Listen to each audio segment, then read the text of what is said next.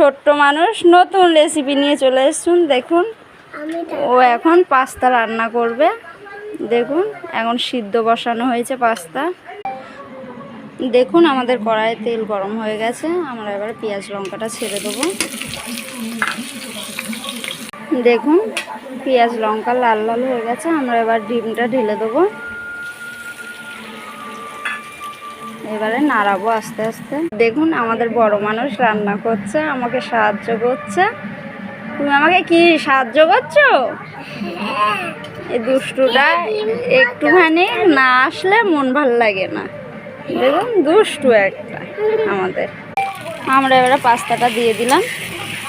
দেখুন এরা হালকা হালকা ভাপে এটা রান্না হবে। আমরা এতেও হলুদ, লবণ, চিনি আর সস দিয়েছি সামান্য, দিয়ে এবার নাড়াবো। আমার সোনাই এবারে খেয়ে বলবে কেমন হয়েছে।